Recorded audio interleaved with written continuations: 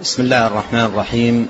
الحمد لله رب العالمين، وأشهد أن لا إله إلا الله وحده لا شريك له، وأشهد أن محمدا عبده ورسوله صلى الله وسلم عليه وعلى آله وأصحابه أجمعين.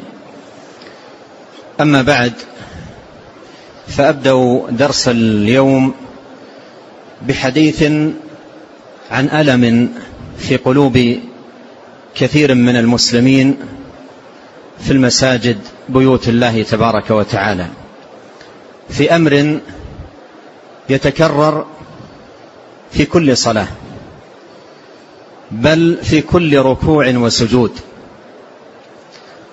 في أذى عظيم للمسلمين في صلاتهم وعبادتهم، وإذهاب لخشوعهم وإقبالهم على ربهم تبارك وتعالى،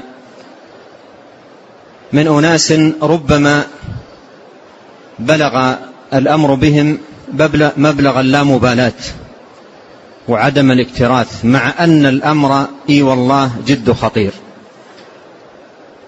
الحديث أيها الإخوة عن أصوات الموسيقى التي أصبح سماعها في المساجد متكررا، بل لا تكاد تخلو صلاة أو ركوع أو سجود من سماع هذه الموسيقى.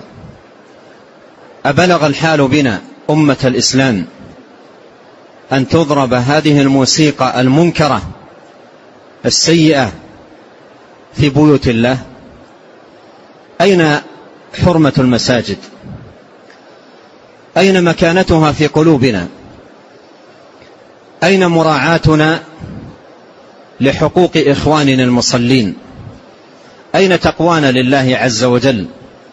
أين تعظيمنا لشعائر الله جل وعلا إذا كانت حالنا بهذه الصفة في أمر متكرر، مع أن كل من يحمل هاتف الجوال يستطيع كل مرة يدخل فيها المساجد أن يغلق جواله أو أن يجعله على الوضع الصامت، لكن كثير من الناس أصبح لا يبالي ولا يكترث بهذا الأمر، وأصبح المصلون وبشكل مستمر يسمعون الموسيقى وهم سجود، وهم ركع، وهم في صلاتهم، وهم في دعائهم، وهم في تسبيحهم، بينما المسبح والذاكر لله تبارك وتعالى وإذا بهذا الصوت الصاخب العالي يضرب هنا وهناك داخل المساجد. المساجد لها حرمة، ومن يعظم شعائر الله فإنها من تقوى القلوب. المصلون لهم احترام ولهم حق. إذا كان لا يجوز داخل المسجد أن ترفع صوتك بالقرآن على أخيك، أن ترفع صوتك بالقرآن على أخيك، فكيف بهذه الأصوات السيئة المنكرة؟ فالأمر أيها الإخوة الكرام أمر في غاية الإيلام، وأمر مؤسف للغاية، وهذا يدل على ضعف الإيمان ونقص الدين وضعف الاحترام لبيوت الله تبارك وتعالى ومراعاة الحرمة لها. والواجب على هذا الذي أكرمه الله جل وعلا بهاتف الجوال أن يجعل من شكر الله تبارك وتعالى له على هذه النعمة التي سهل الله له بها الاتصال على أهله وقرابته وأبنائه وقضاء مصالحه وحاجاته، أن يجعل من شكر الله تبارك وتعالى على هذه النعمة أن يستعملها في طاعة الله، ومن استعمالها في طاعة الله تبارك وتعالى ألا تحتوي على منكر. ولهذا فإن الموسيقى في الجوالات هي محرمة في كل حال، محرمة في كل حال، بل ينبغي عليه أن يختار لجواله أصواتا ليست بأصوات الموسيقى. ويزداد الأمر خطورة عندما يكون هذا الصوت المنكر داخل بيوت الله تبارك وتعالى. فبيوت الله تبارك وتعالى محترمة ولها حرمتها. وإذا كان ذاك الذي أخذ يسأل عن حاجته في المسجد